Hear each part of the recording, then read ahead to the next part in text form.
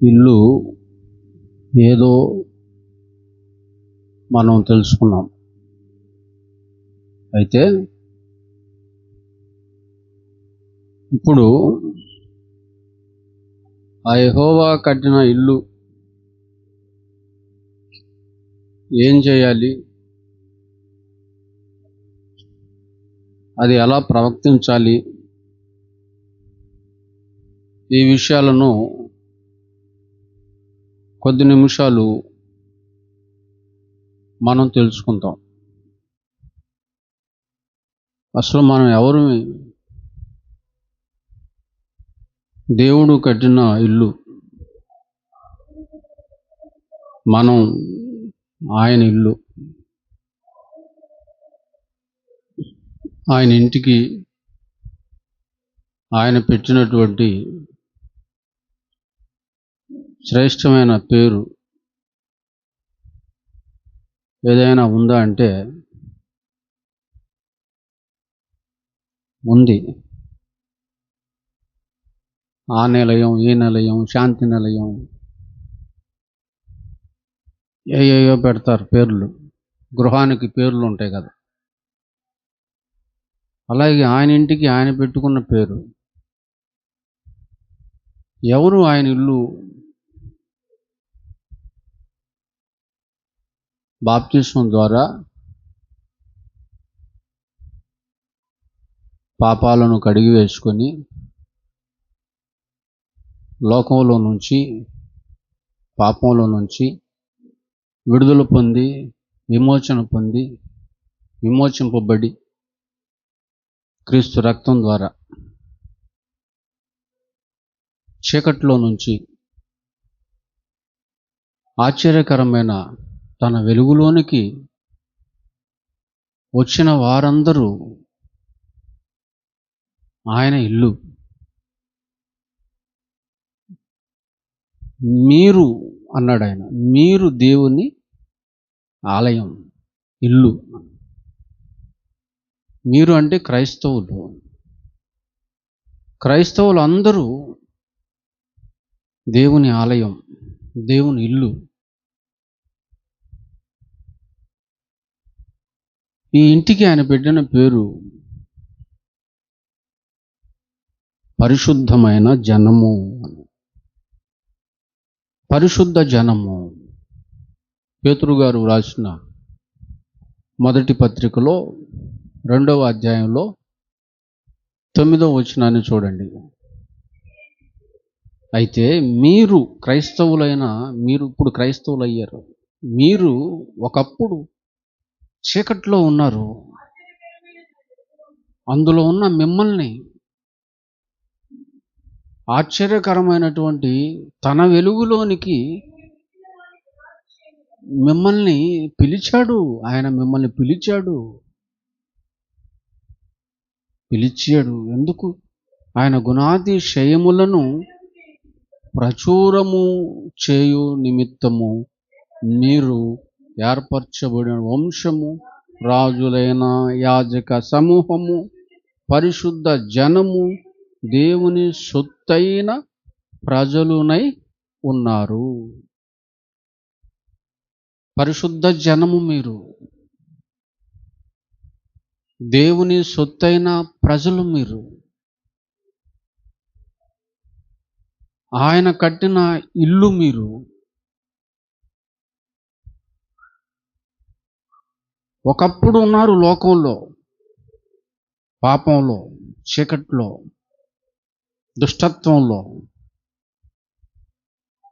ఇప్పుడు ఆయన కృప ద్వారా క్రీస్తు రక్తములో కడుగబడిన దానిని బట్టి, బాప్తిస్మాన్ని పొందిన దానిని బట్టి పరిశుద్ధ జనంగా మారిపోయారు. ఈ పరిశుద్ధ జనము, ఈ పరిశుద్ధులు ఎలా ప్రవర్తించాలి ఆ విషయాలు చెప్తున్నాడు ఎఫెసీయులకు వ్రాసిన పత్రికలో 5వ అధ్యాయము మొదటి నుండి చదువుదాం. ఎలా ప్రవర్తించాలి వీళ్ళు? కావున మీరు అనగా దేవుని పిల్లలైన మీరు, పరిశుద్ధ జనమైన మీరు, దేవుని సొత్తైన మీరు, ఆయన కుటుంబంలో ఉన్న మీరు ప్రియులైన పిల్లల వలె, ప్రియమైన పిల్లల వలె దేవునిని పోలి నడుచుకొనుడి. దేవునిని పోలి నడుచుకోండి. దేవుణ్ణి పోలి నడుచుకోవాలి. ఈ జనం ఏం చేయాలి? దేవుణ్ణి పోలి నడుచుకోవాలి. మీరు ప్రియులైన పిల్లలైన మీరు దేవుణ్ణి పోలి నడుచుకోవాలి. ఎలా ప్రవర్తించాలంటే ఇలా, అన్ని విషయాల్లో మీరు పోలి నడుచుకోవాల్సింది దేవుణ్ణి, మీరు వెంబడించాల్సింది దేవుణ్ణి. చాలామంది సేవకుణ్ణి వెంబడిస్తారు.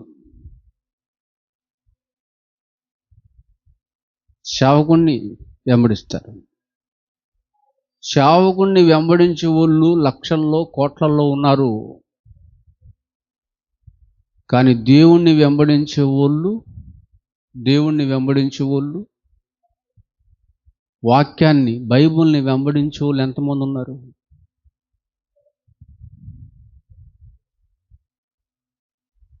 వెయ్యిలో 1%, 100లో కాదు, 1000లో 1% మాత్రమే వాక్యాన్ని వెంబడించే వాళ్ళు ఉన్నారు, దేవుణ్ణి వెంబడించే వాళ్ళు ఉన్నారు. కానీ సేవకుని వెంబడించే వాళ్ళు వేలల్లో లక్షల్లో ఉన్నారు. ఇప్పుడు ఎవరిని వెంబడించమంటున్నాడు చూసారా? సేవకుడు ఏది చెప్పినా నమ్ముతారు, అతన్ని వెంబడిస్తారు.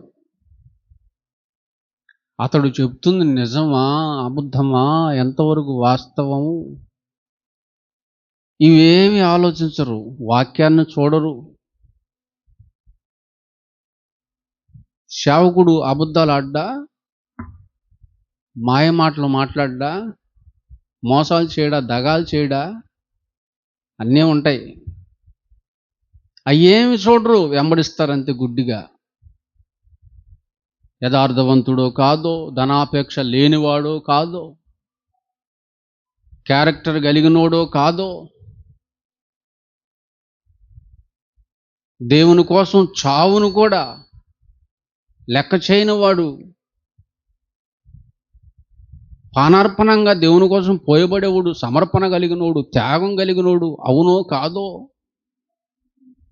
ఇవేవి చూడరు, గుడ్డిగా వెంబడిస్తూ ఉంటారు అంతే.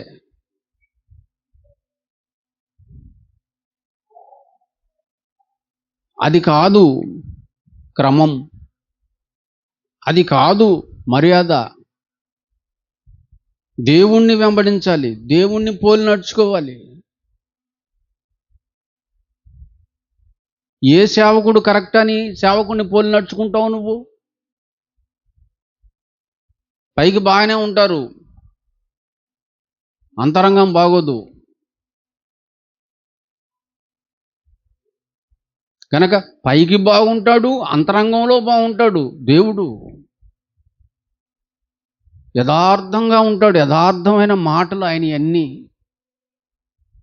నిత్య జీవానికి నడిపించేవి. గనక మీరు పోలి నడుచుకోవాల్సింది వాక్యాన్ని, మీరు వెంబడించాల్సింది వాక్యాన్ని. వాక్యాన్ని వెంబడించే వాళ్ళు అతి తక్కువ మంది ఉన్నా ఇబ్బంది లేదు, వాళ్ళు పోయేది నిత్య జీవానికి. కానీ సేవకుని వెంబడించే వాళ్ళు లక్షలు ఉండొచ్చు, కానీ పరలోకం పోతారో పోరో గ్యారెంటీ లేదు. ఎందుకు? పరలోకం ఇచ్చేది సేవకుడు కాదు, వాక్యం. గనక మీ ప్రవక్తన వాక్యాన్ని అనుసరించేదిగా ఉండాలి, దేవుణ్ణి పోలి ఉండాలి. తర్వాత ఏమంటున్నాడు? యేసుక్రీస్తు వారు మిమ్మల్ని ప్రేమించాడు. పరిమళ వాసనగా పరిమళ వాసనగా పరిమళ వాసనగా ఉండుటకు మన కొరకు తన్ను తాను దేవునికి అర్పణముగాను బలిగాను అప్పగించుకొనెను.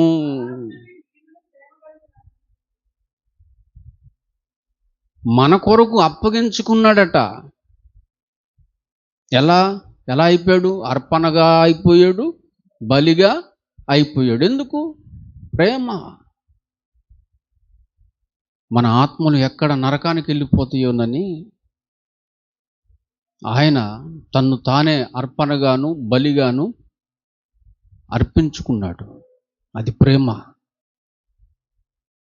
అటువంటి ప్రేమ కలిగి మీరు కూడా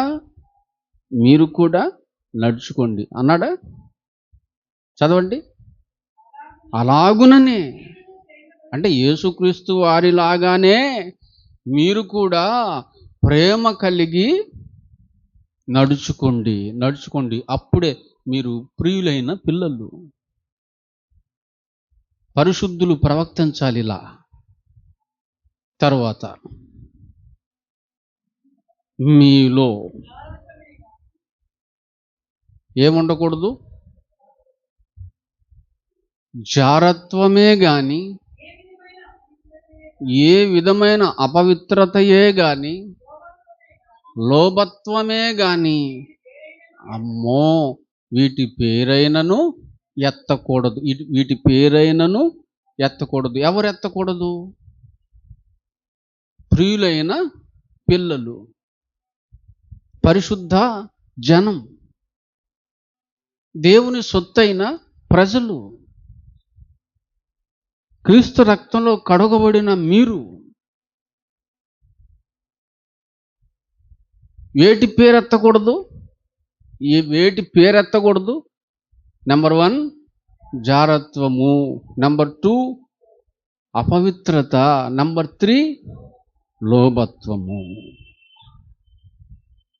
వీటి పేరైనను మీరు ఎత్తకూడదు. అసలు ఇదే పరిశుద్ధులకు తగినది. పరిశుద్ధులకు తగినదేంటి? ఇది నీకు తగదమ్మా, ఇది నీకు తగదయ్యా. అట్నే దేవుడు అంటున్నాడు, ఇది మీకు తగదు. ఏది తగదు?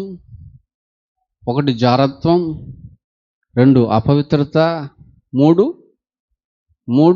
లోభత్వం. వీటి పేరైనా మీరు ఎత్తకూడదు. ఎత్తటం మీకు తగదు. అసలు పేరే ఎత్తకూడదు అంటుంటే అసలు వాటిని కలిగి ఉంటే, అసలు వాటినే కలిగి ఉంటే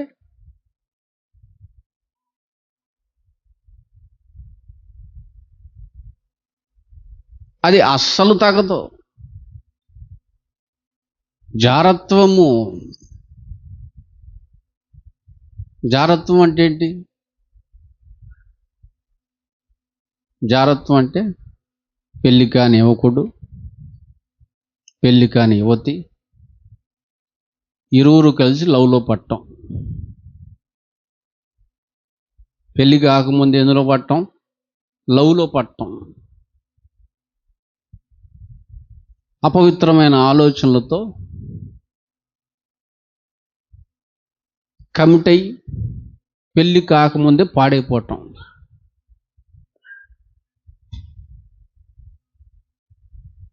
దాన్ని జారత్వం.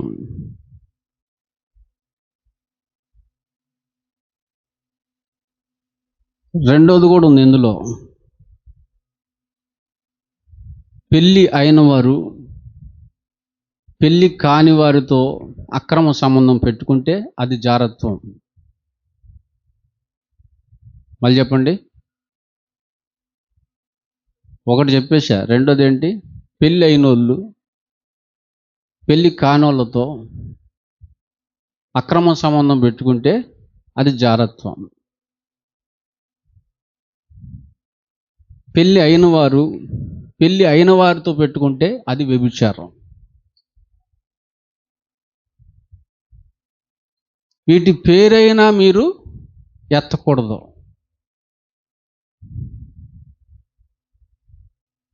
అది పరిశుద్ధులకు తగినది. తగనిది ఏంటంటే ఆ పేరు కూడా ఎత్తకూడదు.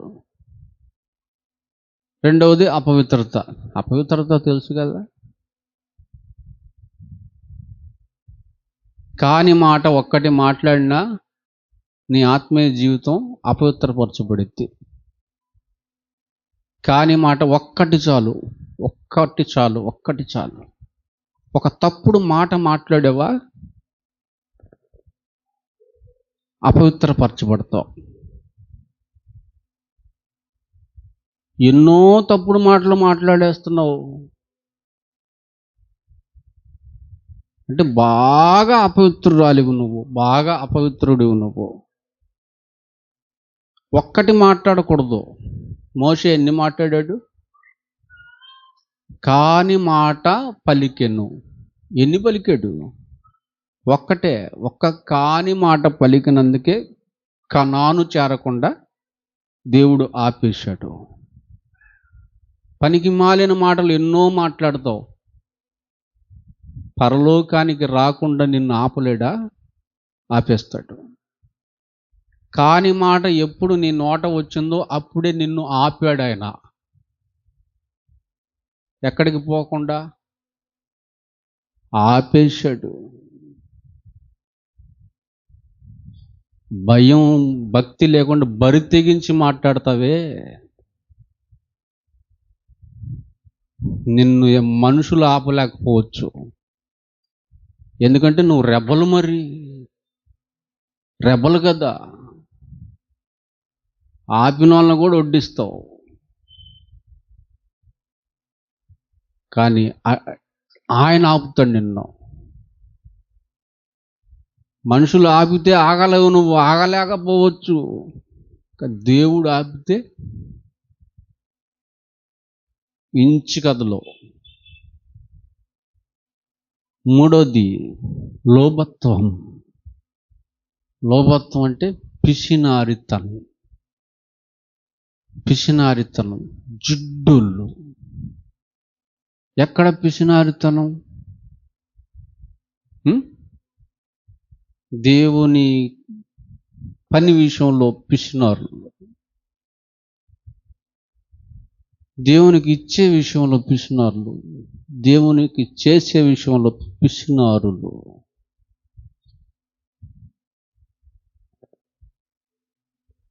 దాని పేరు కూడా మీరు ఎత్తకూడదు.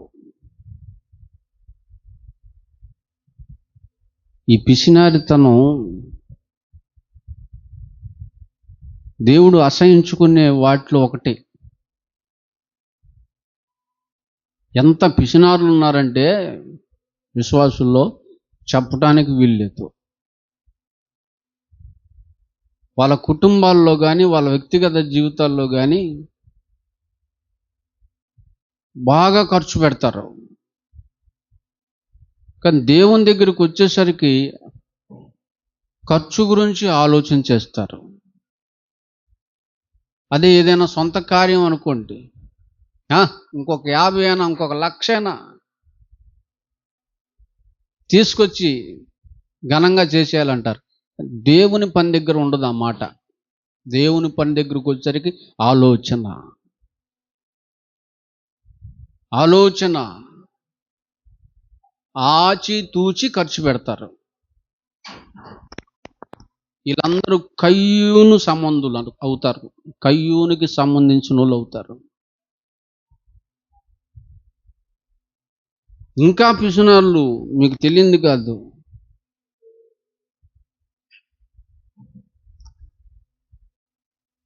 ఇంట్లో పిల్లలు ఏదన్నా అడిగినా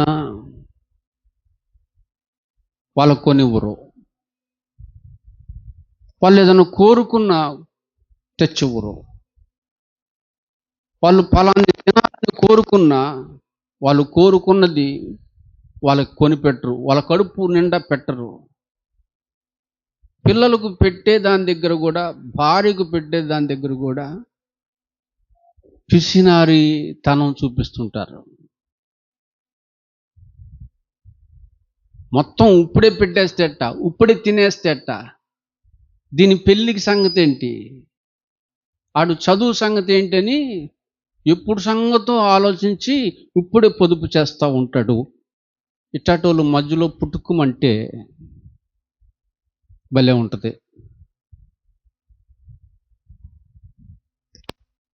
భార్య కడుపు నిండా తిన్నా ఓర్చుకోడు. ఆడవాళ్ళు కూడా ఉంటారు, భర్త కడుపు నిండా తిన్నా ఓర్చుకోరు, పిల్లలు కడుపు నిండా తిన్నా ఓర్చుకోరు.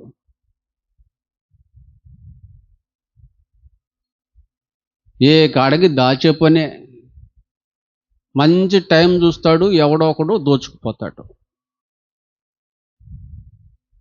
అప్పుడు నెత్తి మీద తడిగడ్డు వేసుకుని కూర్చుంటారు. ఏమంటే పిల్లలు తిన్నా ఓర్చుకోరా? పోనీ వీళ్ళు ఏమైనా తింటారా? ఏమండి చికెన్ తెస్తారా ఈరోజు? చికెనే, నోరు మూసుకొని పచ్చడి చెయ్యి, లేకపోతే 100 గ్రాములు పప్పు తెచ్చి పప్పుచారు చెయ్యి. 5-6 గట్ట సరిపోద్దండి, 100 గ్రాములు సరిపెట్టు. ఏమనుకున్నావు? ఆడపిల్ల ఉంది. ఏమనుకున్నావు? మగపిల్లోడు చదువు. ఇంకొకటి తెలిసింది నాకు, పక్కింట్లో బిర్యానీ వండుకున్నారనుకో, వాసన వస్తుంది కదండి, ఆ వాసనకి ఒట్టనం తినేస్తాడు వీడు.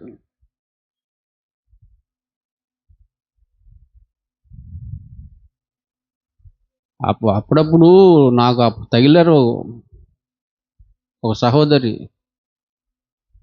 ఆమెను పిలిచి బిర్యానీ పెట్టాడు మా పాస్టర్ గారు. పెడితే ఏడుస్తుంది. ఎందుకు ఏడుస్తున్నావు అని అడిగాడు ఆయన. అయ్యా నా పిల్ల 20 ఏళ్ళు, ఇంతవరకు ఇది నాకు తెలియదు అంటుంది. ఏం తెలీదు? ఈ బిర్యానీ అంటే ఏంటో తెలియదు నాకండి. అదేంటి మీ ఆయన ఎప్పుడు? ఆహా అంటే ఆలోచించండి, వాడు ఎంత లోబి. సామెతలు అంటాడు, లోబి తన ఇంటి వారిని బాధ పెట్టును. లోభత్వం గలవాడు, పిసినిగొడ్డు తనం కలిగిన వాళ్ళు ఇంటి వారిని బాధ పెడతారు.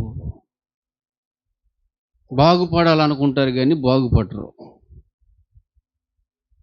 కనుక దేవుని దగ్గరకు వచ్చేసరికి ధారాళం ఆలోచనే ఉండకూడదు.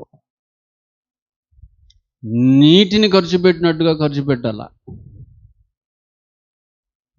మొదటి అపవిత్రత, మొదటిది జారత్వం, రెండవది అపవిత్రత, మూడవది లోభత్వం. వీటి పేరైనా మీరు ఎత్తకూడదు, ఇదే పరిశుద్ధులకు తగినది. తర్వాత కృతజ్ఞత వచనమే మీరు ఉచ్చరింపవలెను.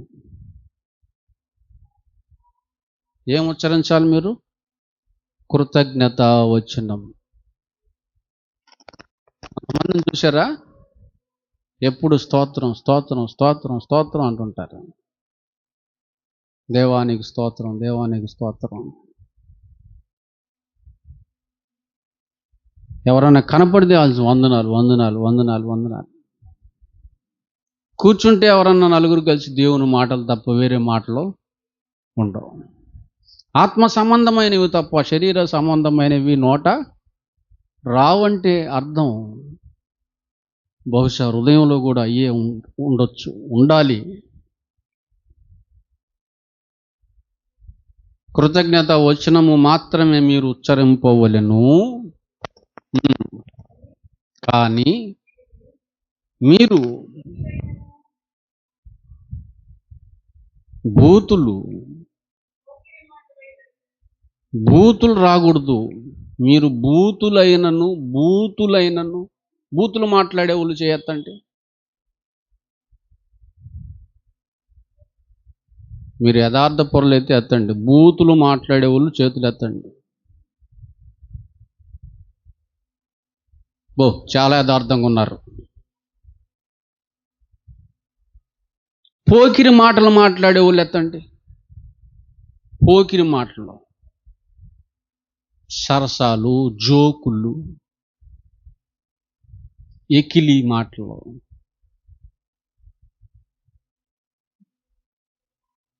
బూతులు, పోకిరి మాటలు, సరసోక్తులైనను ఉచ్చరింపకూడదు. తగవర్రా అయ్యి మీకు, తగవి ఇవి.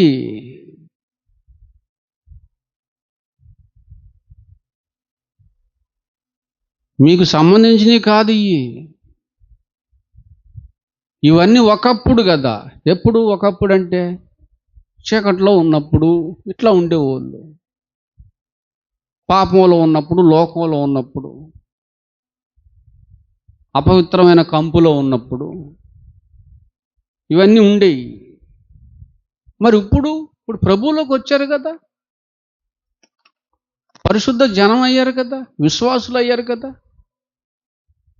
ఏర్పరచబడిన వంశం అయ్యారు కదా, సొత్తైన ప్రజలు అయ్యారు కదా, ప్రియులైన పిల్లలు కదా, మీరు కడుగబడిన వాళ్ళు కదా. ఇవి మీకు తగవు. అప్పుడు ఓకే, ఇప్పుడు నాట్ ఓకే. అప్పుడు కనిపిస్తే నేను తీసే ఆ లెక్క. ఇప్పుడు కనపడకూడదు, ఇప్పుడు ఉండకూడదు. ఎలా ప్రవర్తించాలి? కొరింథీయులకు రాసిన పత్రిక చూడండి, ఇన్ని మంచి మాటలు చెప్తే కొరింథీయులో ఉన్న సంఘం ఎట్లా ఉంది చూడండి. సంఘంలోకి అసలు ఈ సంఘంలో ఇవేమి ఉండకూడదంటే ఏది? జారత్వము, అపవిత్రత, లోభత్వం, బూతులు, పోకిరి మాటలు, సరసోక్తులు. ఇవి సంఘంలో ఉన్నవారి ప్రవర్తనలో ఉండకూడదు అని దేవుడు మాట్లాడుతుంటే, దేవుడు ఖండితంగా చెప్తుంటే, పౌలు గారి ద్వారా సంఘం చూడండి, కొరింథీయులకు రాసిన మొదటి పత్రిక 5వ అధ్యాయం 1వ వచనం నుండి ఏముందంట? సంఘంలో ఏముంది? జారత్వమా? మీలో జారత్వము కలదని వదంతి కలదు. జారత్వం అంటే ఏంటి? పెళ్లి కానోళ్ళో లేదా పెళ్ళి అయ్యి పెళ్లి కాన, ఇదే జారత్వం. మీలో, దేవుని పిల్లల్లో, సంఘంలో, పరిశుద్ధ జనంలో జారత్వం కలదని వదంతి కలదు. అంటే ఎవరో చెప్పేశారు ఆయనకి, ఎవరో లెటర్ రాసేశారు ఆయనకి, సేవకుడికి కంప్లైంట్ ఇచ్చేశారు. సేవకుడు స్టార్ట్ చేశాడు అడగటం, మీలో ఒకడు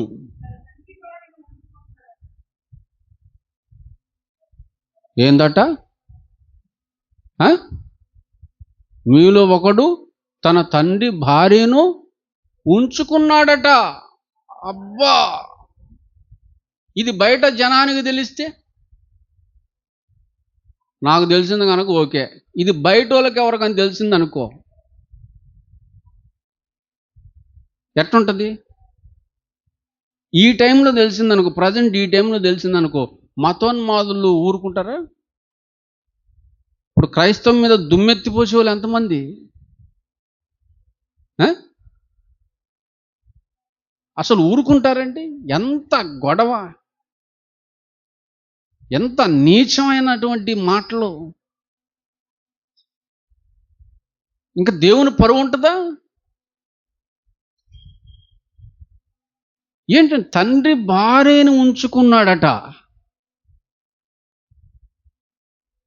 ఇది ఏమి జాగ్రత్తం అండి? ఇదెంత భయంకరం అండి సంఘంలో.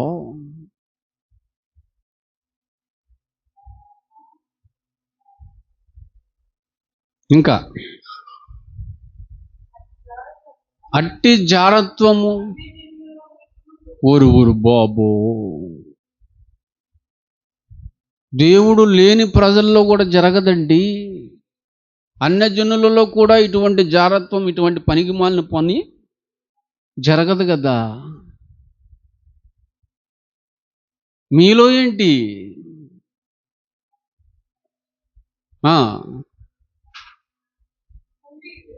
ఎలా ఉండి కూడా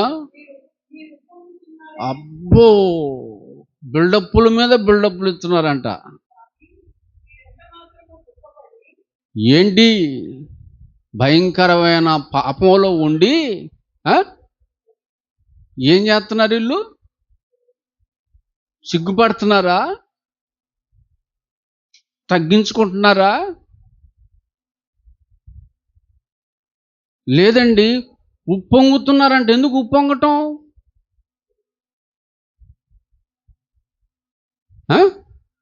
నీతిగల పని చేసేవనా?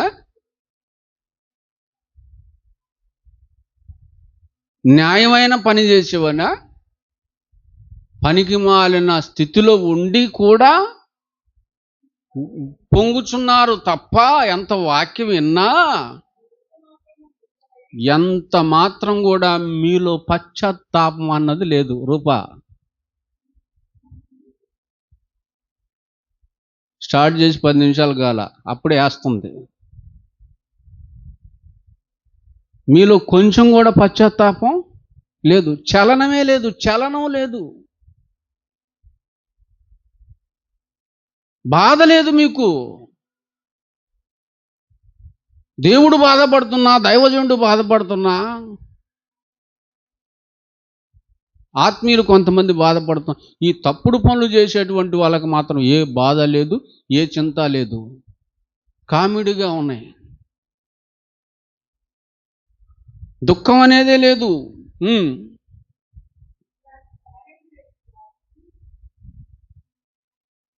అందుకే ఒక నిర్ణయం చేయమన్నాడు దేవుడు, చేశాడు. ఇటువంటి కార్యము చేసిన వారిని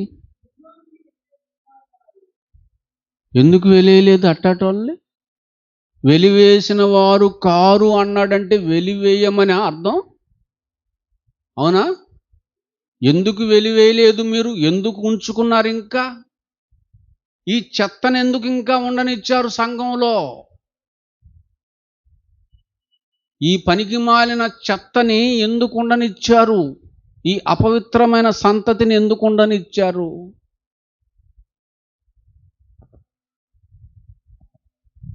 వెలివేయాలి కదా.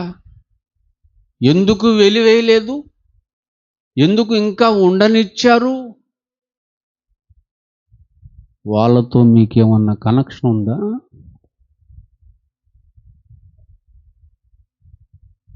ఏమైనా లింకులు ఉన్నాయా? వాళ్ళ దగ్గర ఏమైనా అప్పు తీసుకున్నారా? ఏంది?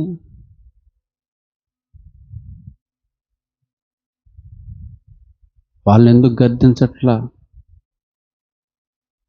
వాళ్ళని ఎందుకు సరి చేయట్లా? వాళ్ళని ఎందుకు బాగు చేయట్లా?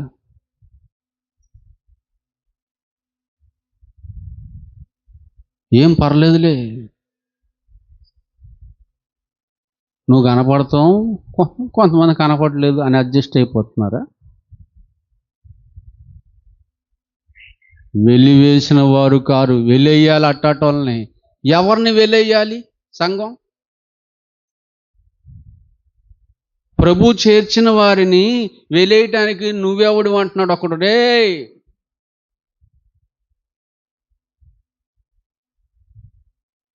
ప్రభు చేరిస్తే మరి ఇక్కడ తల్లి భార్యను ఉంచుకున్నోడిని ఎవరు చేర్చారు?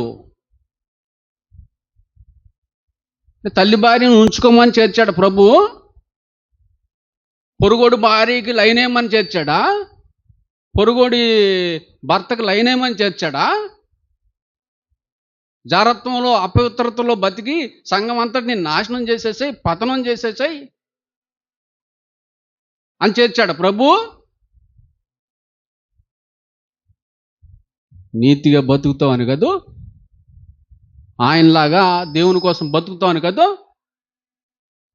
పరిశుద్ధ జనంగా, ఆయన సొత్తైన ప్రజగా, ప్రియులైన పిల్లలుగా ఉంటారని కదా చెప్పింది. అలా దేవుని కోసం యథార్థంగా నీతిగా బతికేవాడిని వెళ్ళేయొద్దు. తప్పది, పాపమది. దానికి అధికారం లేదు, హక్కు లేదు. కానీ ఇటువంటి వాడిని వెలివేసిన వారు కారు మీరు. అంటే సంఘ నాశనాన్ని కోరుతున్నారు, సంఘ పతనాన్ని కోరుతున్నారు. వాడిలాగా మిగతా వాళ్ళు కూడా లెక్కలేని స్థితిలో బతకడానికి ఇష్టపడుతున్నారా? ఏంటండి ఇది? ఇంకేమైనా ఉందా?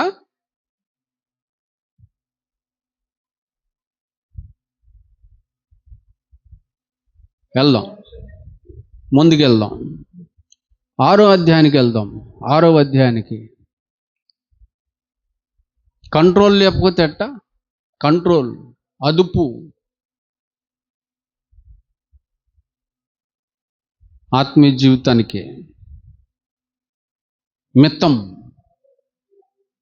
చాలా అవసరమై ఉంది.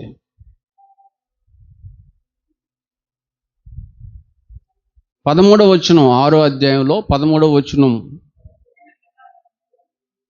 13 నుంచి చదువుకుంటూ వెళ్ళండి. భోజన పదార్థములు కడుపు భోజన పదార్థమునకును నియమించబడి ఉన్నాయి. దేవుడు దానిని అది దేహము, దేని నిమిత్తం కాదు, దేహము, దేవుని ఆలయం, దేవుని ఇల్లు. ఇది జారత్వము నిమిత్తము కాదు. ఎవరి నిమిత్తం? ప్రభు నిమిత్తం.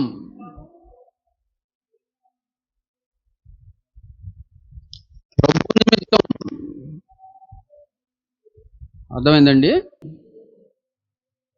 దేహం జారత్వం నిమిత్తం కాదు. నీ శరీర ఆశలు, శరీర కోరికలు తీర్చుకోవటానికి కాదు. దేవునికి భిన్నంగా, వ్యతిరేకంగా. మళ్ళీ చదువుదాం. జారత్వం నిమిత్తం కాదు దేహం, అది ప్రభు కొరకు, ప్రభు నిమిత్తం. దేనికి వినియోగించాలి దేహాన్ని? దేని కొరకు వాడాలి దేహాన్ని? ప్రభు కొరకు వాడాలి, ప్రభు కొరకు. తర్వాత ప్రభువు దేహము నిమిత్తమే. ప్రభువు దేహం నిమిత్తం.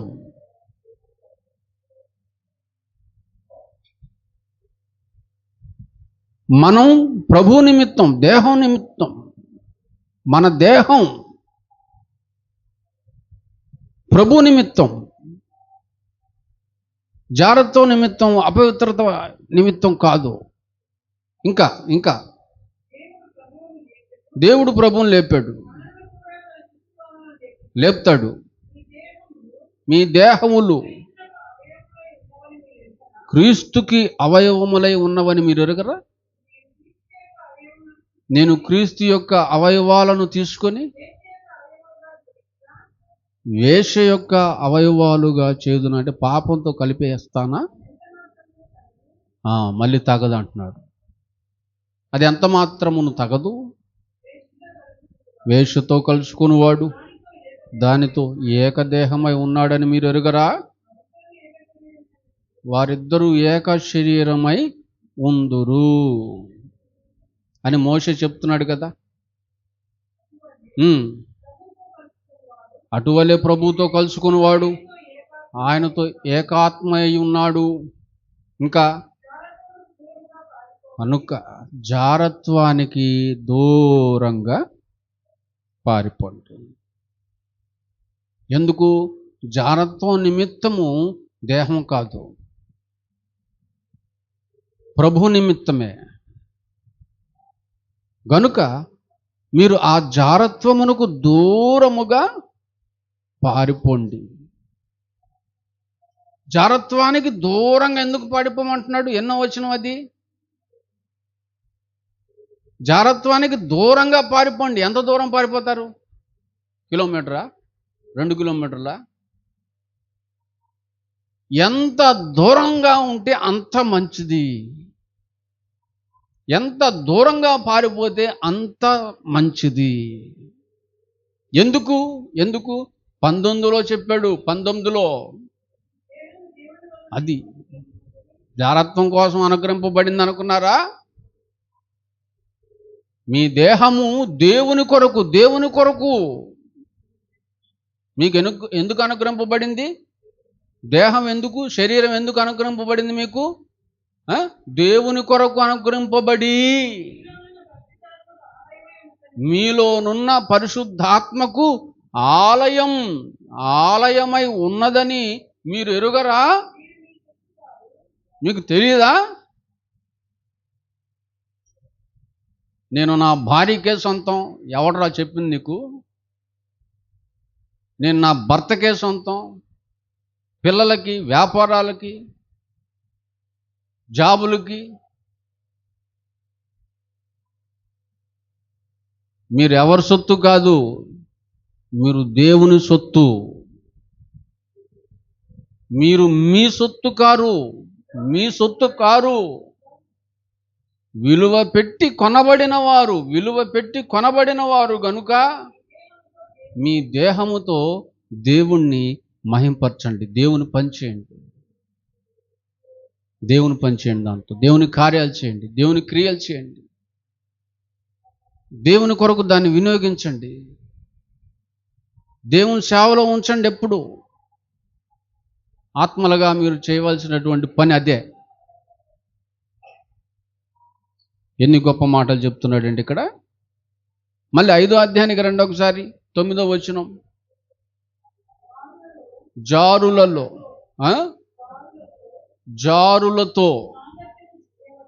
జారులతో అంటే జారత్వం పాపంలో ఉన్న వాళ్ళకి సాంగత్యము చేయొద్దని అది నా పత్రికలో మీకు వ్రాశాను. కనుక ఎవరితో చేయకూడదు సాంగత్యం? ఎవరితో చేయకూడదు? జారులతో చేయకూడదు.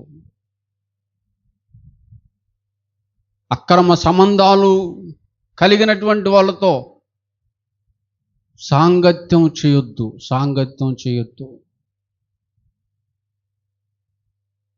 ఆ మైండ్ కలిగిన వాళ్ళతో సాంగత్యం చేయొద్దు. అంటే అర్థం ఏంటి? అసలు ఆ మైండ్లోని వాళ్ళు ఎవరున్నారు? ఆ ఆలోచన కలిగిన వాళ్ళు ఎవరున్నారు సమాజంలో చాలామంది ఉన్నారు జారత్వం అనే పాపంలో. మన చుట్టూ ఉన్నటువంటి వాళ్ళలో ఉంటారు అట్టటోళ్ళు. ఈ సమాజంలో ఉన్నారు. ఏ పల్లెకి పోయినా ఉంటారు, ఏ మండలానికి పోయినా ఉంటారు, ఏ జిల్లాలో ఉంటారు, రాష్ట్రాల్లో ఉంటారు, దేశంలో ఉంటారు, ప్రపంచం అంతా ఉంటారు. ఎక్కడికి వెళ్ళినా ఎవరుంటారు? ఈ జారులే ఉంటారు. వీళ్ళతో సాంగత్యం చేయొద్దు అంటున్నాడేంటి?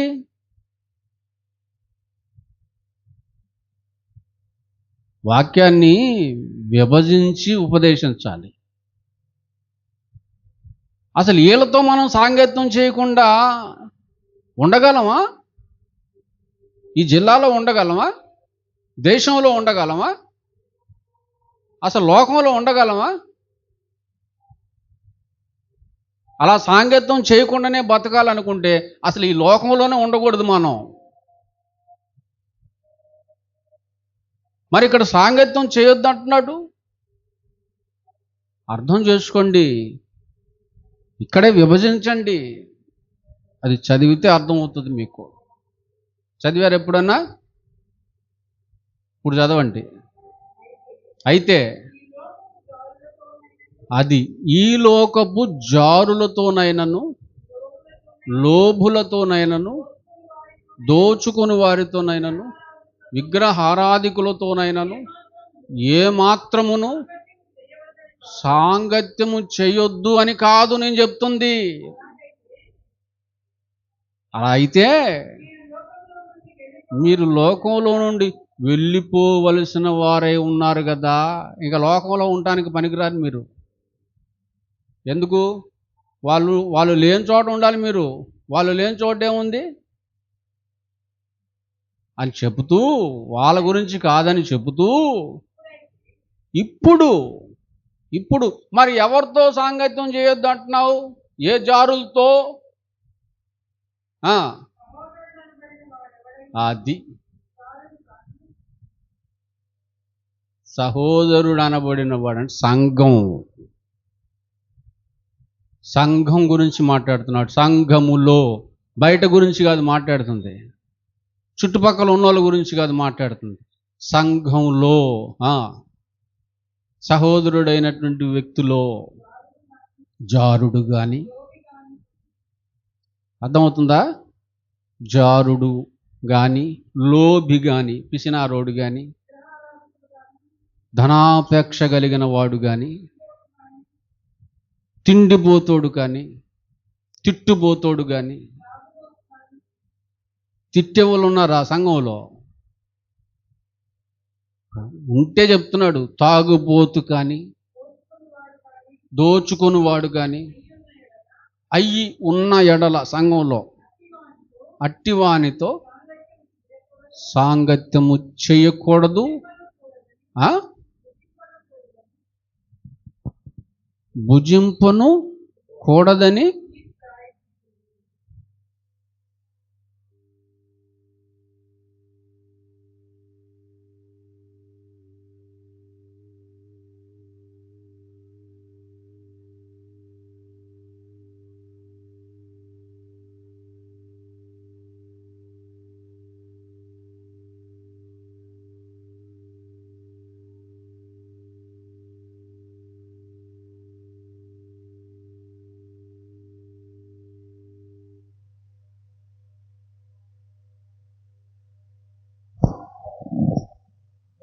జారత్వము కలిగిన వాళ్ళతో చేయకూడదు. తర్వాత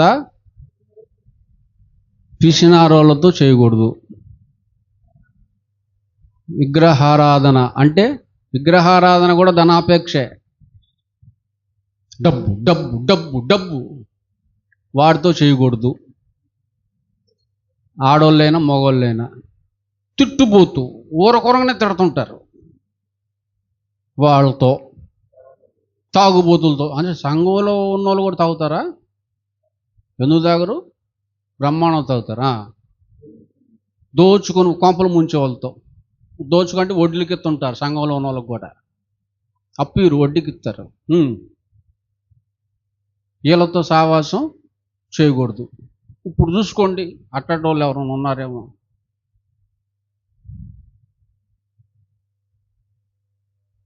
ఆ సిస్టర్ ఏంటండి నాతో పలకట్లేదు అన్న పర్లా, చేయకండి వాళ్ళతో. ఆ బ్రదర్ ఏంటండి సరిగా ఉండట్లేదు నాతో సమాధానంగా, ఉండకపోయినా పర్లేదు. ఏం చేయకూడదు? సావాసం చేయకూడదు. బయట వాళ్ళతో చేయొచ్చా? తప్పదు మరి. నీ ఇంటి చుట్టూ ఉన్న వాళ్ళు ఎవరైనా ఉన్నారనుకో, ఏం చేస్తావు? తప్పదు.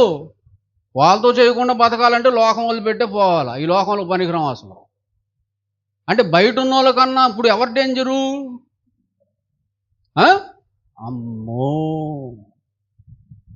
అవి వాళ్ళకి తగును, కానీ లోపల ఉన్న వాళ్ళకి మాత్రం ఇవి తగవు. ఏంటి ఫినిషింగ్ టచ్ ఇస్తాడు దేవుడు. అట్నే ఉంటుంది మరి, అట్నే ఉంటుంది. మర్రా ఏ స్వస్థపరుస్తాడు, దీవిస్తాడు, ఆశ ఎట్లాంటివి ఉండవు బైబిల్లో. ఉపదేశం, సంఘానికి దేవుడిచ్చే ఉపదేశం. 7వ అధ్యాయానికి రండి. 7వ అధ్యాయానికి గనక ఏం చేయాలి మరి? ఇప్పుడు ఏం చేయాలి? అసలు 7:1 స్త్రీని ముట్టకుండుటే పురుషునికి మేలు. స్త్రీని ముట్టుకోకుండా ఉండటమే పురుషుడికి మేలు. పురుషుణ్ణి ముట్టుకోకుండా ఉండటమే స్త్రీకి మేలు. మార్చుకోమంటున్నాడు, విసర్జించు, వదిలే అంటున్నాడు. ఎందుకు? ముట్టావా నీకు మేలు ఉండదు. మేలుకి ఆపోజిట్ కీడు, ప్రమాదం. ప్రమాదంలో పడిపోతున్నట్టు. మేలు ఉండదు, ఇక కీడే. వెలుగు ఉండదు, ఇక చీకటే. దీవెన ఉండదు, ఇక శాపమే. చదవండి 3వ వచనం దాకా. స్త్రీని ముట్టకుండుట పురుషునికి మేలు అయినను జారత్వాలు జరుగుచున్నాయి గనుక. ఏంటి ఇంత చెప్పినా జారత్వాలు జరుగుతున్నాయి గనుక ప్రతి వానికి సొంత పెళ్ళాం ఉండాలా. నువ్వేయన్న వేషాలు ఎత్తి ఆమెతో వేసుకో. సొంత భార్య ఉంది కదా, సొంత భార్య. ప్రతి పురుషునికి సొంత భార్య ఉండాలి, ప్రతి స్త్రీకి సొంత భర్త ఉండవలెను. భర్త భార్యకును అలాగుననే భార్య భర్తకును వారి వారి ధర్మములు నడుపవలెను. వారి వారి ధర్మములు నడుపవలెను. భార్య ధర్మం ఏంది?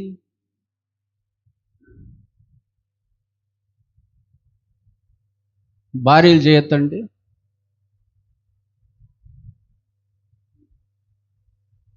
మీ ధర్మం ఏంటి?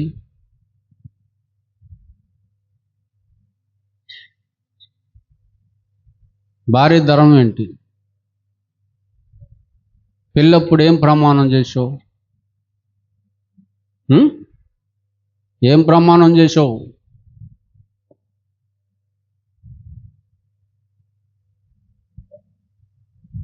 పెళ్ళి కొడుకు మీ ఆయన కళ్ళల్లోకి చూసి ఏం చేసావు ప్రమాణం? మరణము నిన్ను నన్ను వేరు చేయ వరకు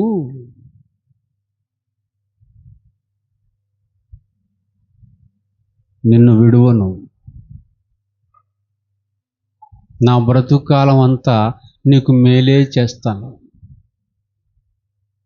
నీకు రోగం వచ్చినా నిన్ను వదిలిపెట్టను. నీకు ఇరుకు వచ్చినా, ఇబ్బంది వచ్చినా నిన్ను వదిలిపెట్టను. నీ కష్టాల్లోనూ, నీ దుఃఖాల్లోనూ, నీ సుఖ సౌఖ్యాలలోనూ నేను పాలి భాగస్తురాలనై ఉంటాను. అన్ని విషయాలలో నీకు సాటి అయిన సహకారిగా ఉంటాను. నీకు లోబడి ఉంటాను. నీకు మంచి పేరు తెస్తాను. నా వల్ల తల ఎత్తుకొని నువ్వు బతికేటట్లుగా చేస్తాను. ఇవి కదా భార్య ధర్మాలు. కుటుంబాన్ని చక్కగా ప్రభువులో సంరక్షించుకోవటం కదా. మంచి గృహ పరిపాలకురాలిగా ఉండటం కదా. మరి భర్త ధర్మం ఏంటి? ఆ ధర్మాన్ని ఎంతవరకు నెరవేరుస్తున్నారు మీరు? భర్త ధర్మం ఏంటి? భర్త ధర్మం దేవుని తర్వాత భార్యను ప్రేమించటం, ఆమెను పోషించటం, ఆమెను ఆదరించటం, ఆమెకు అండగా కొండగా ఉండటం, ధైర్యంగా ఉండటం, అన్ని విషయాలలో ఆమెకు తోడుగా ఉండటం, అంతవరకు ఆమె ఏ స్థితిలో ఉన్నా ఆమెను ప్రేమిస్తూ నడిపించటం, చేపట్టి నడపాలి భార్యని, బిడ్డని. అది భర్త ధర్మం. వారి వారి ధర్మాలు నెరవేర్చాలి. అమ్మ అన్నం పెట్టుకు తినా. అబ్బో భలే ధర్మం ఇది. అమ్మ కొంచెం వేడి నీళ్ళు పెడతావా? కాలు చేతులు బాగానే ఉన్నాయిగా, పెట్టుకోవచ్చుగా. భర్తల్ని ఆడిపోసుకుంటా ఉంటారండి. భార్యల మీద కంప్లైంట్లు అండి. ధర్మాలు అవి కాదు. ఒకరితోనే బంధం, ఒకరితోనే అంతం, అది ధర్మం. అర్థమైందండి? ఇలా ఉంటే జారత్వాలు ఎందుకు జారత్వాలు జరగకుండా ఉండటానికే నీకు సొంత భార్యనిచ్చాడు. జారత్వం జరగకుండా ఉండటానికే నీకు సొంత భర్తనిచ్చాడు. శరీరంలో ఎన్నో కోరికలు పుడుతుంటాయి, ఆశలు పుడుతుంటాయి. వాటన్నిటిని కంట్రోల్ చేయడానికే భార్యనిచ్చాడు, భర్తనిచ్చాడు. కానీ అపవిత్రత మాత్రం రాకూడదు, ఉండకూడదు. కనుక ఏం చేయాలి? కొలసి పత్రిక, దేవుడు గద్దిస్తున్నప్పుడు మనం వినకపోతే, లోబడకపోతే, సరి చేసుకోకపోతే ఎంత ప్రమాదం, ఎంత ప్రమాదం. కొలసి పత్రిక 3:5 కావున భూమి మీద ఉన్న మీ అవయవాలను అనగా జారత్వం, అపవిత్రత, కామాతృత, దురాశ, విగ్రహ ఆరాధన అయి ఉన్న ధనాపేక్షను. విగ్రహారాధన అంటే ఏంటి? ధనాపేక్ష. దాన్ని ఏం చేయాలి? చంపేయండి, చంపేయండి. చంపలేదో దేవుని ఉగ్రత మీ మీదికి వస్తుంది. అవిధేయులంటే వాక్యానికి లోబడినోళ్ళే. వాటిని మీరు చంపండి. ఆశలను చంపండి, లోక ఆశల్ని చంపండి, శరీర ఆశల్ని చంపండి, నేత్రాశల్ని చంపండి. చంపకపోతే అవి మిమ్మల్ని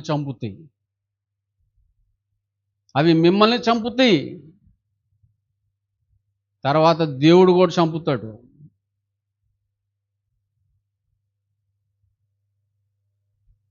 ఎంత బాగుందండి. వాటిని మనం చంపకపోతే మనం చావటం గ్యారంటీ. మనం చస్తాం. కానీ మనం చావాలని కోరుకుంటున్నాడు దేవుడు, మనం బతకాలని కోరుకుంటున్నాడు ఆయన కోసం. కనుక మనం బతకాలంటే చంపేయాలి. వాటిని ఏం చేయాలి? ఖచ్చితంగా చంపేయాలి. మొదటి తెస్సలోనిక 4:3, 4వ అధ్యాయం 3వ వచనం. మొదటి తెస్సలోనిక, మీరు పరిశుద్ధులగుటయే, అనగా మీరు జారత్వమునకు దూరముగా ఉండుటయే దేవుని చిత్తం. మీరు పరిశుద్ధులగుటయే దేవుని చిత్తం. మేము పరిశుద్ధ జనం అన్నాడు, మళ్ళీ పరిశుద్ధులు అగుటయ్యే అంటున్నాడు. అంటే పరిశుద్ధతలో సాగిపోమని అర్థం, పరిశుద్ధతలో ఎదగమని అర్థం. అదే దేవుని చిత్తం. అలా కాకుండా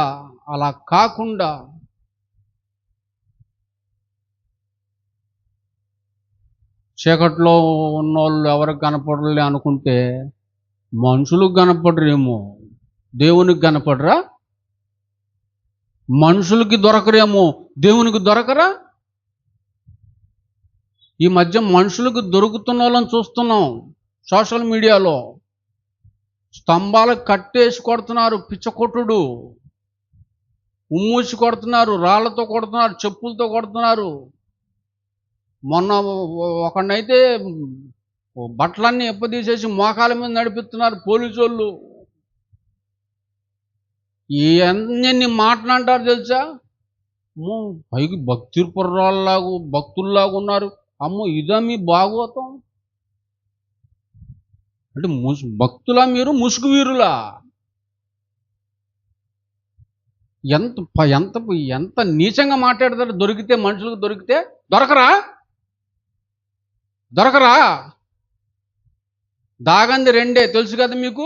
ఒకటి దొంగతనము, ఇంకోటి అదనమాట. దొరుకుతారు. ఒకవేళ మీరు 100 days ఆడేవాళ్ళు అనుకోండి, దొరకకుండా దేవునికి దొరుకుతారు. దేవునికి దొరకలేంది అంటే దేవునికి కూడా దొరకకుండా తప్పించుకుంటారా? సాధ్యం అది? భయంకరమైన ప్రమాదంలోనికి నువ్వు వెళ్ళిపోతావు. అందుకే అటువంటి ప్రమాదంలో నేను పడిపోకూడదు. అటువంటి ప్రమాదంలోనికి నన్ను పడేసేది ఒకటి ఉంది, అదే నా శరీరం. అదే నా శరీరం.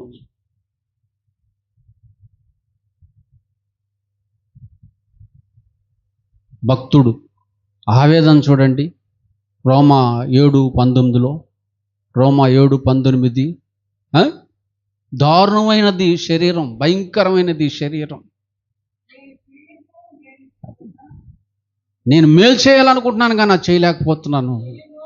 అమ్మో, ఏ కీడు చేయకూడదు అనుకుంటున్నాను కానీ ఆ కీడే చేస్తున్నాను. అబ్బబ్బబ్బబ్బా, శరీరం చూడండి, మేలు చేయాలనుకుంటే చేయనట్లేదు. ఇది కీడు చేయకుండా ఉండాలంటే అది చేయనట్లేదు, కీడే చేయనిస్తుంది. కంట్రోల్ చేసుకోలేకపోతున్నారు. అంటే అటువంటి భయంకరమైనటువంటిది ఈ శరీరం. 1 తెస్సలోనిక 4:7 రండి. 4:7 జాగ్రత్త పడాలి. అక్కడ పరిశుద్ధులగుటకే దేవుడు మనల్ని పిలిచాడు కానీ అపవిత్రులుగా ఉండటానికి దేవుడు మనల్ని పిలవలేదు. అపవిత్రులు కాకూడదు మనం. పరిశుద్ధులు అగుటకే మనల్ని పిలిచాడు దేవుడు. అపవిత్రులం కాకూడదు మనం, ఎన్నడూ కాకూడదు మనం. అపవిత్ర పరచబడితే ఏమవుతాం? దావీదేమయ్యాడు? మహాభక్తుడు కదా దావీదు. ఏమయ్యాడు? ఒకానొక సమయాన జీవితాన్ని పాడు చేసుకున్నాడు, అపవిత్రపరచబడ్డాడు. బత్షెబతో పాపం చేసి దేవుని కృపను పోగొట్టుకున్నాడు, సన్నిధిని పోగొట్టుకున్నాడు, ఆత్మను పోగొట్టుకున్నాడు, బ్రతుకుని చీకటి చేసుకున్నాడు. దేవుడు తన సేవకుని పంపించి గద్దించాడు. గద్దెంపుకు లోబడ్డాడు, వణికిపోయాడు, గజగజలాడిపోయాడు. చేసిన పాపం ఎంత భయంకరమైందో గ్రహించాడు. ఆ పాపం వల్ల వచ్చే పనిష్మెంట్ ఏంటో తెలుసుకున్నాడు. పశ్చాత్తాపడ్డాడు. తన పరుపు కన్నీటిలో తేలునంతగా ఏడ్చాడు. ఏమండి, పరుపు కన్నీటిలో తేలదో అర్థం చేసుకోవాలని అది రాయించాడు. అంటే అంతగా ఏడ్చాడని అర్థం, అంతగా దుఃఖపడ్డాడని అర్థం, అంతగా పశ్చాత్తాపడ్డాడని అర్థం. ఎంతో పనిష్మెంట్ వచ్చింది, ఎంతో శిక్ష వచ్చేసింది, కల్లోలం అయిపోయింది బతుకు. తర్వాత దేవుడు మళ్ళీ కనికరించాడు, క్షమించాడు. ఆ తరువాత అండి ఏ తప్పు చేయలేదండి. మరణించే వరకు తప్పు చేసే అవకాశాలు ఎన్నొచ్చినా చేయలేదండి. జీవితాన్ని పవిత్రంగా కాపాడుకున్నాడు, పరిశుద్ధంగా కాపాడుకున్నాడు, దేవునికి ఇష్టుడయ్యాడు, దేవుని హృదయంలో చోటు సంపాదించుకోగలిగాడు. దేవుడే తన నోటితో దావీదు గురించి ఎంతో గొప్ప సాక్ష్యం ఇచ్చే స్థితికి దావీదు ఎదిగాడు. అటువంటి ఆశ లేదా? అటువంటి కోరిక లేదా? పరిశుద్ధులగుటయే దేవుని చిత్తము. అలా లేకుండా ఆ పాపంలోనే కొనసాగుతూ ఉన్నారనుకోండి, ఆ ప్రభావం, నీ ప్రభావం నీ భాగస్వామి మీద పడుతుంది. వాళ్ళు పాడవుతారు, భాగస్వాములు పాడవుతారు. మీ ఇరువురి ప్రభావం పిల్లల మీద పడుతుంది, పిల్లలు పాడైపోతారు. మీరు సంఘంలో ఉన్నారు కనుక సంఘంలో ఉన్న వారి మీద ఆ ప్రభావం పడుతుంది, సంఘం కూలిపోద్ది, సంఘం కుప్ప కూలిపోద్ది, మంచి సంఘం పాడైపోద్ది. సత్యానికి స్తంభమైన సంఘం పడిపోద్ది. ఇక ఆ సంఘం గురించి లోకం రకరకాలుగా మాట్లాడుకుంటుంది, రకరకాలుగా.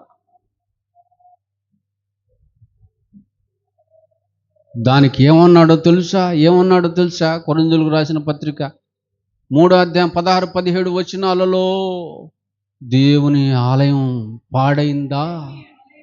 మీరు దేవుని ఆలయమే ఉన్నారనియు దేవుని ఆత్మ మీలో నివసించుచున్నాడనియు మీరు ఎరుగరా? ఎవడైనను దేవుని ఆలయమును పాడు చేసిన ఎడల, సంఘమును పాడు చేసిన ఎడల దేవుడు వారిని పాడు చేయును.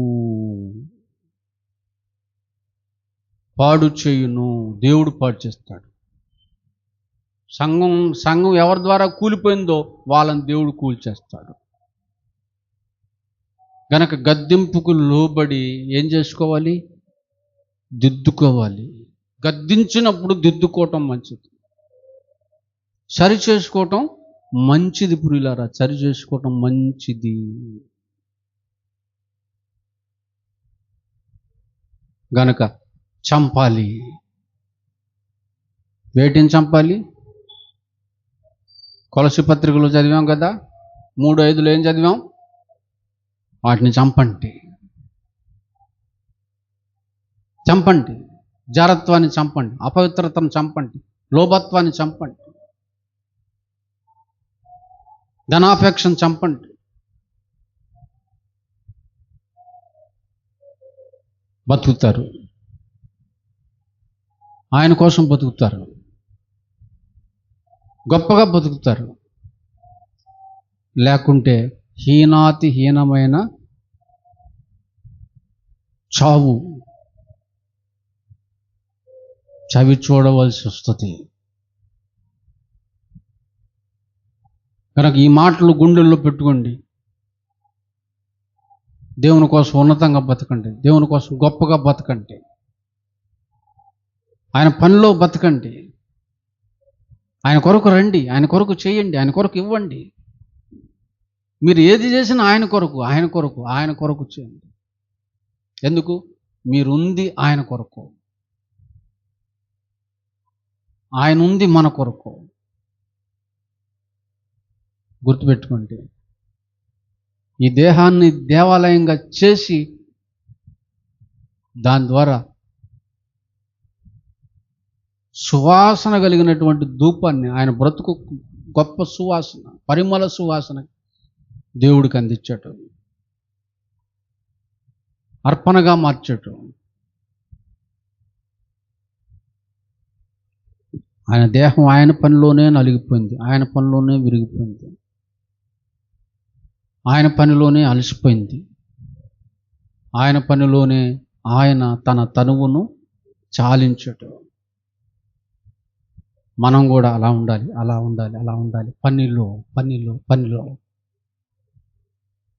చూడండి, లూకాసు వార్త 12:15, 12వ అధ్యాయం 15వ వచనం నుండి, మరియు ఆయన వారితో, మీరు ఏ విధమైన లోభమునకు ఎడమియక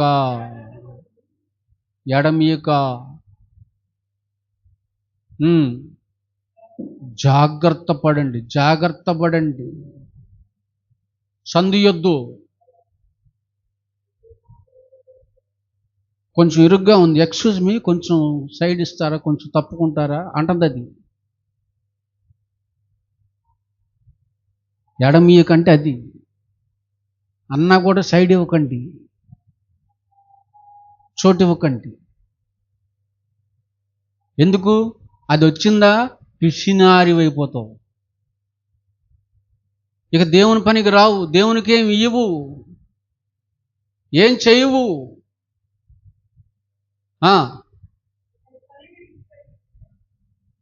ఈ పిసినార్తనంతో బాగా సంపాదిస్తావు, ఓటీలు చేసి కలిమి విస్తరించేటట్టుగా చేసుకుంటావు. గుర్తుపెట్టుకో, నీ కలిమి నీ జీవానికి మంచిది కాదు.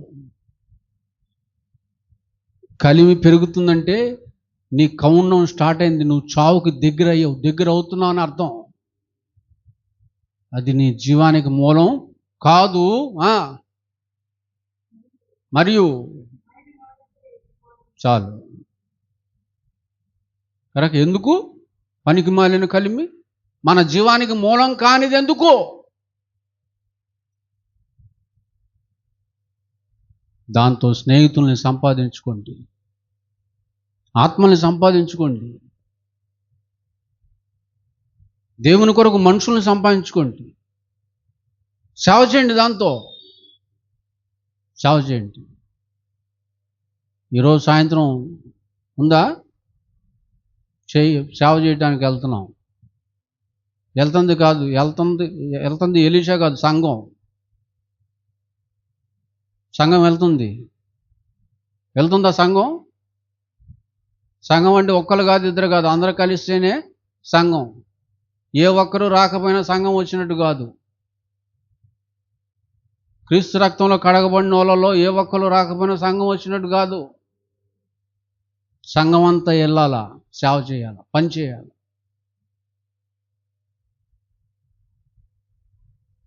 అక్కడ ఎంతో మెయింటెనెన్స్ ఉంటుంది.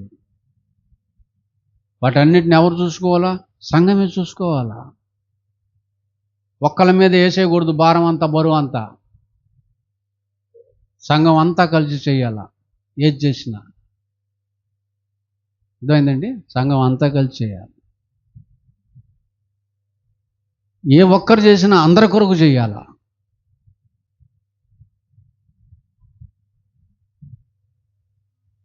అందరి కొరకని చేయాలి.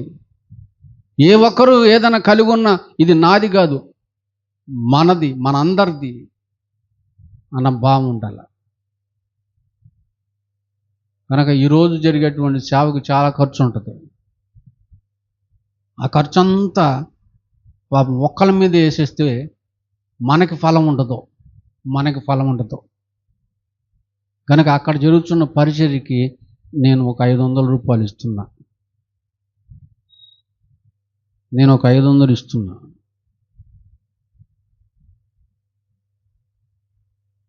ఎవరెవరు ఎంత ఇస్తారో ఇవ్వండి.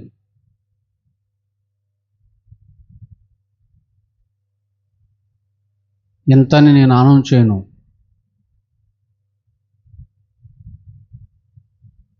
నా సామర్థ్యం అయితే అది.